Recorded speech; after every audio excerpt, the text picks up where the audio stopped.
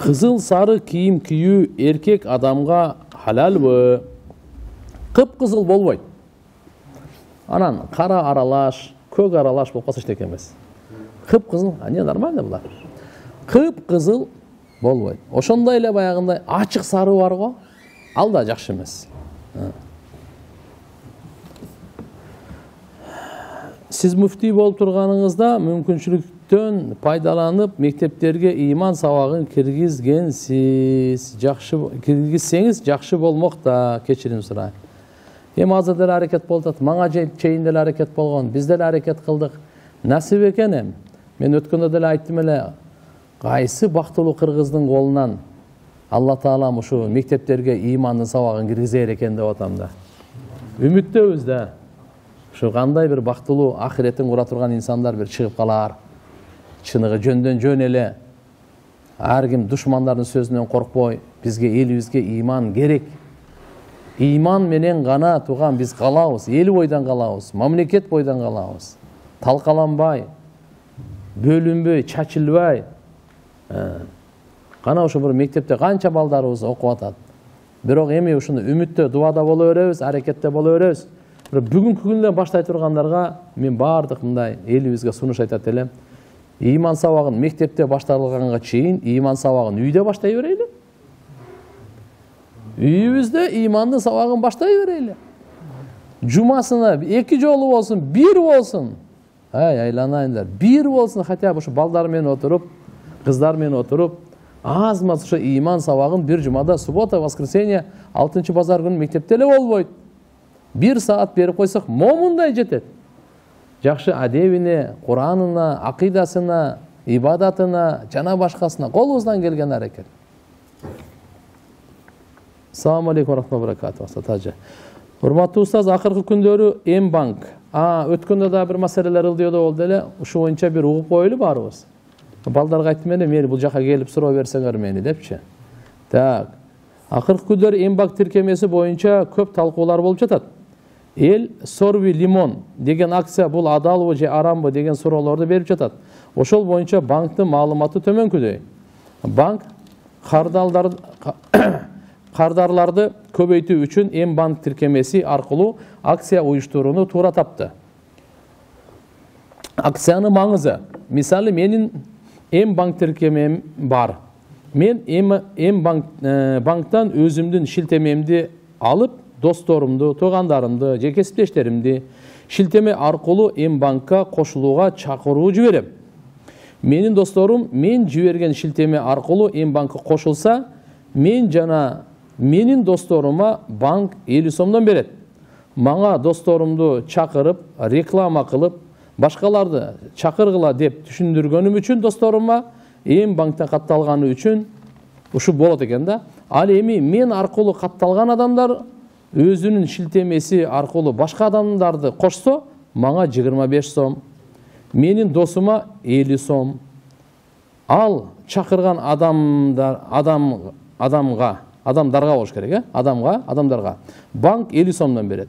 Мага ушулардан кана акча түшөт. Экинчи адам башкаларды чакырса, алардан мага акча түшпөйт. Анткени экинчи иреттеги кардардан 25 сом түшкөн соң процесс үзүлөт. Андан ары уланбайт. Банк берген акчаны кардарлар өзүлөрү каалагандай которсо болот, жакындарына которсо, уюлдук байланыш акылларын төлөгөнгө, кайрымдуулук жана банкомат аркылууга чечип алса болот дейт. Каржы пирамида, орусча финансовый пирамида менен тармактын маркетингде орусча сетевой маркетинг болсо, биз билгендей эң өйдөңкү тепкичтеги катышуучу, акыркы катышуучу катталганга чейин пайда таба берет. Жана өзүлөрүнүн акчасын салат, же товар сатып алат. Бул акцияда болсо, банктан кардарлар М-банкка кошулганы үчүн сыйлык катары акча алышат. Элге эч кандай зыян алып келбейт. Эмне дегенде, кардарлар өзүнүн акчасын банкка бербейт. Банк кардарлар катталган үчүн жана банкты реклама кылган үчүн акча берет. Банк буну менен акчасын жарнамага кетиргенден көрө кардарларына түзмө-түз берүүнү чечти.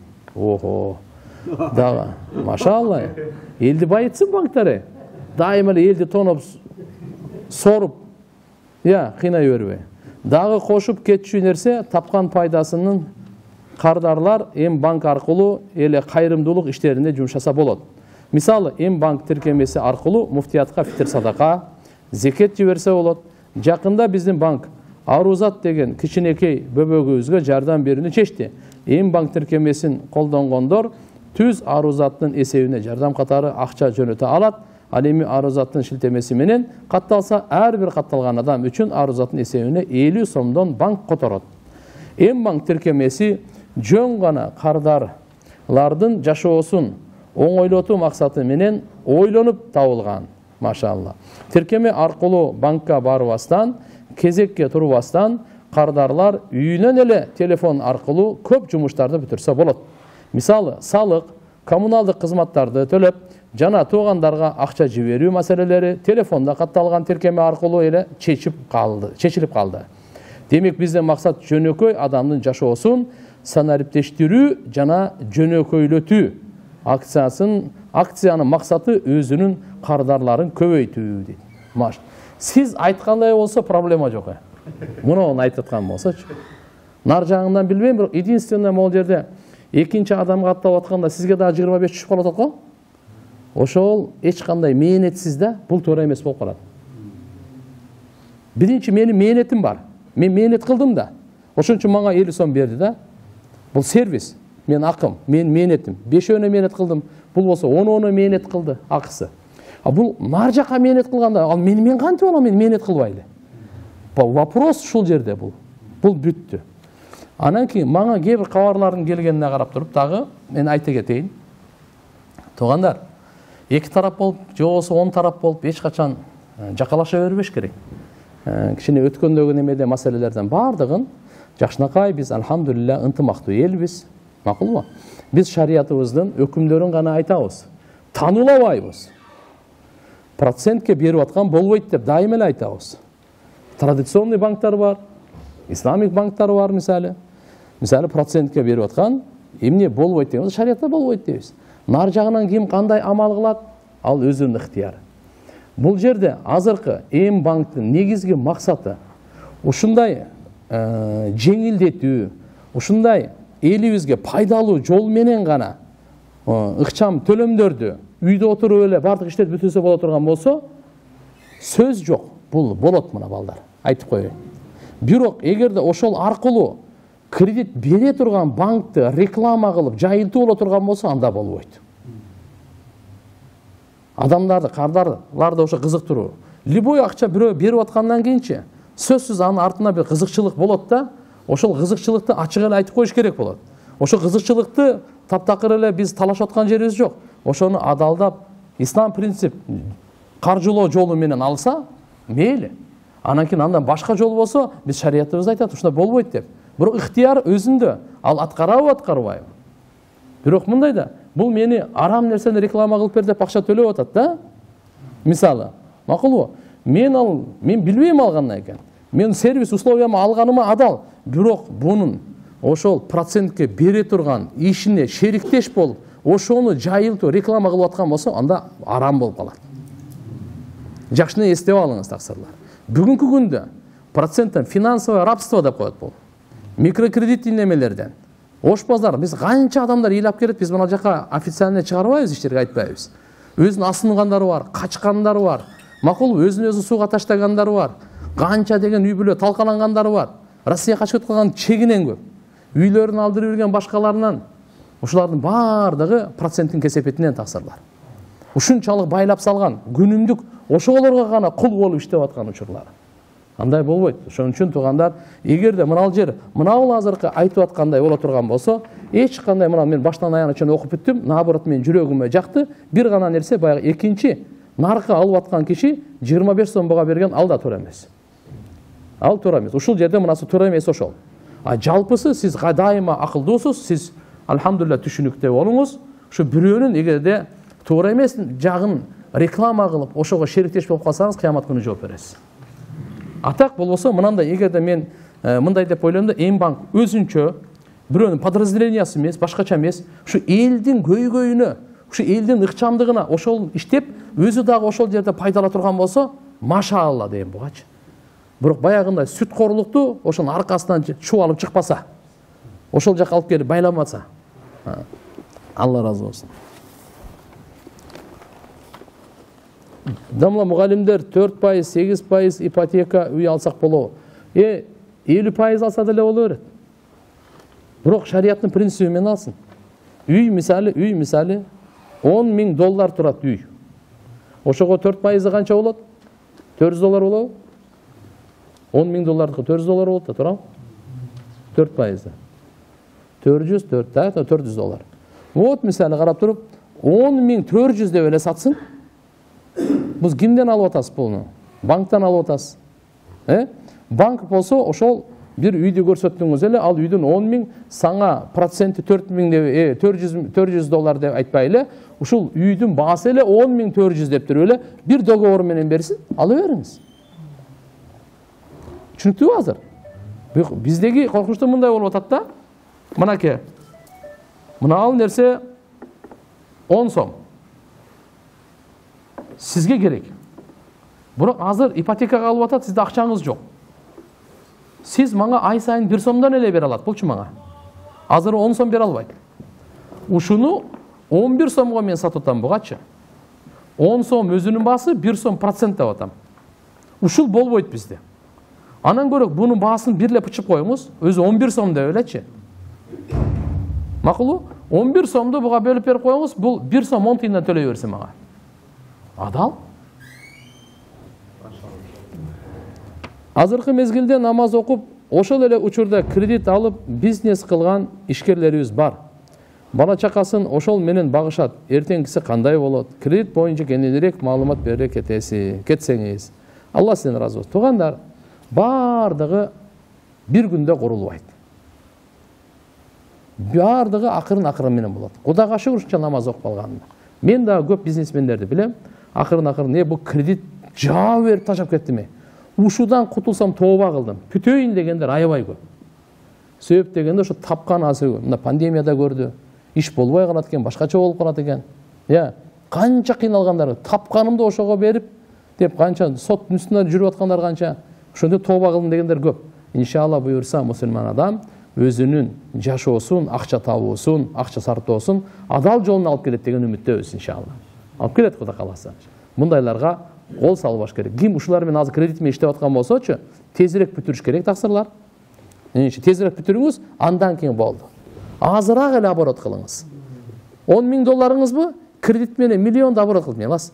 $10.000 деле оборот кылыңыз. $100.000 барбы? Ошого эле каниет кылыңыз. Мынандай жетет. Сиз алып $500.000 кредит ала коюп, азыраак процент менен берет экен деп сизди так илип коюп, иш болуп калабы, болбой калабы? Мынандай санкциялар болуп калат. Дүйнө мындай олку-солку, а сизди карап отурбайт экен ал банк, бардыгын алдырып берет. Өзүңүзгө да кайгы, бала чакага да эчтеке жок. Көчөдө калган, үй-бүйүн алдырган, Будан жыргаган адамды уга элекмин мен. Билбейм сиздер укпасаңыздар, мен уга элекмин. Эптеп кутулдум деген, тооба кылдым деген, чачы агарган кишилер деле уга. Мүмкүн бир, анчамчасы бирөө эле бир мындай случайно попал болуп калышы мүмкүн, ал дагы шустрый кылып чыгып кеттиби, эмне кылды, иштетип алып, сразу бир нерсе кылды да. 99-у ыйлаган. Ар бир жан ажалы жеткенде гана өлөрү маалым. Ошондо өзүн өзү өлтүргөн адамдар ажалы жеткен үчүн жанын кыйган болушабы, же өзүнө кол салбаганда дагы жашамак беле. Тагдырда бул бар нерсе болчу. Бирок ошого себеп өзү болгондуктан ошон үчүн бул жазасын алат.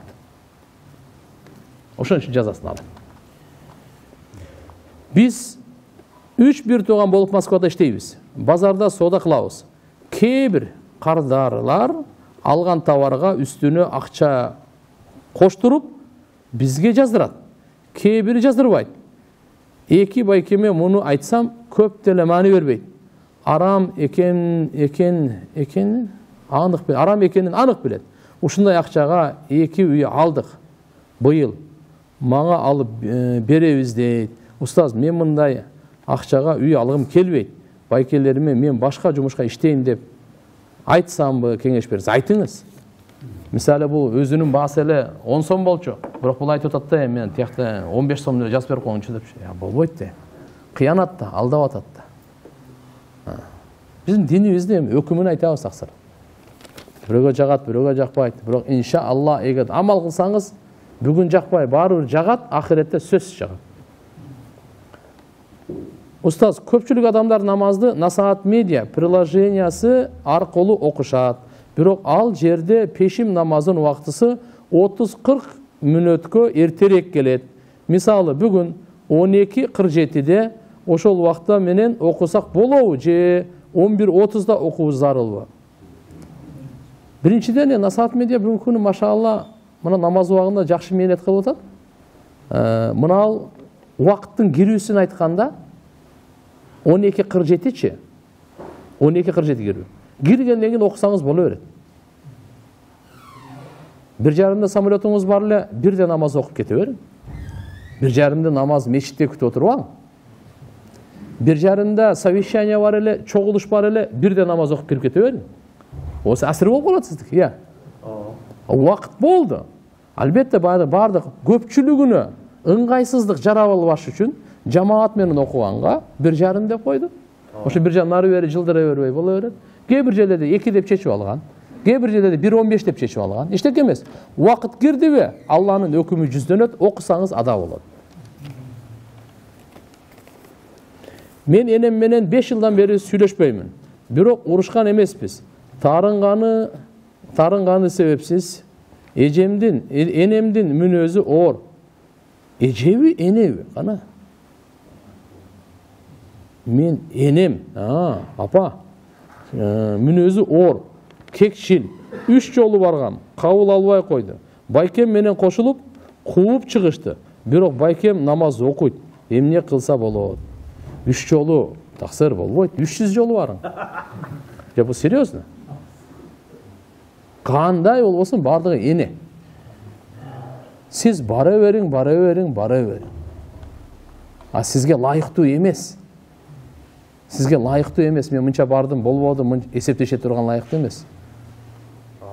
Өлгөнгө чейин кызмат кылуу, өлгөнгө чейин бара бериш керек. Андай эмес. Бир жакшы диет менен барың, кечирбейт, эчтеке эмес, кара. Жамгырдын тамчысы жумшак болот. Таш катуу болот. Тынбай бара бергендиктен не болот? Тешет. Таштай жүрөктү дагы, Кудай кааласа сиз тынбай бара берсеңиз, жамгыр тешет ой, жумшак болуп. Сиз жумшак болуң, сиз айтып атасыз, кекшил, копол, оор. Сиздин менен апаңыздын мисалы, мына ошо таш менен жумшак, сиз жумшак болуң эми. Ташка ташты урбаң. Макул, бирөөңөр сынып кетесиңер. Анан көрөк иншалла кайра бара бериң, бул биринчи мисал. Экинчи мисал. Сиз көз жашыңызды агыза бериң. Көз жашыңызды агыза бериң. Анан жөн эле барбай, сөзсүз бир лепешка болсун, кичине бир килограмм сахар болсун, сөзсүз белек менен барыңыз. Макулбу? Так, убакыт болуп калды го дейм. Алла Таалам кабыл кылсын. Жараткан Алла Субханаху ва Таала барыбызга товфик берсин. Роббана атина фид дуния хасана ва фил ахирати хасана ва кина азабан нар. Эстегендей бир маселе. Баарыбызга керектүү маселе, мен эсимден чыгып калбасын, кийинки сабакка чейин туугандар угуп алыңыздар. Бүгүнкү күндө глобалдашуу соода тармактарында, банк тармактарында өтө бир кандай десем, алдоо, пирамида системалары, сетевый немелери ушундай бир жарышып туура эмес жолго бараткандай сезилет да. Жылдан жылга кандай болот Кудай билет. Кээ бирлер атай акция кылып, бир күн айтып мындай кылып туруп. Мына жерден 30 сом бирок сизди кызыктырыш үчүн бир байге коюп коет да. Байге коюп коет, туурабы? Байге коюп коет. Байгеге мейли, сиз барып алып атасыз. Купон берип атат, талон берип атат, же бир нерсе берип атат, толтуруп бир жакшы нерсе чыгып калды, чыкпай калды. Эгерде ошол сатып аткан буюму базарда бардыгы тең эле боло турган болсо, эчтеке эмес да. Макул, эгерде кымбат болуп, ошону көздөп алсаңыз, анда кумарга кетет, бул арам болот. Мисалы, бензин 60 сом. Бир Эме болсо фирма бензиндики. Атай бизден көбүрөөк алса, мисалы айтып атам, бул бардыгын эле кийим-кийимге деле кете берет, любой фирмага. Бензиндикин түшүндүрө кетейин, 60 сом. Бирок биз бир машина байге койдук, 63 сом коюп койдук. Сиз 60 сомдон куйбай, 63 сомдон куюп атасыз. Түшүнүктүбү? Атайы ошону мени топтош үчүн купон деп коебуз, эмне кыскасы бере турганы, кокс машина чыгып калар. А бул уже арам болуп калат. Арам болуп калат. А эгерде бардыгы эле 60, биздики деле 60. Бул клиент биз менен көп мамиле кылсын деп бир машина коюп койдук. А бул адал. Ошондойдон чыгып калса адал алды да. Буну эске алып коюш керек, ушуну бардыгына салыштыра бересиз. Кийимби, тамак ашпы, унбу, эмне бале болсун кандай болот. А так биз азыр бүгүнкү күнү кичине биздин алдап конфетти көрсөтүп көрдүңбү? Деп атып ушундай кылып тартып атат да, этияттабасаңар болот иншалла.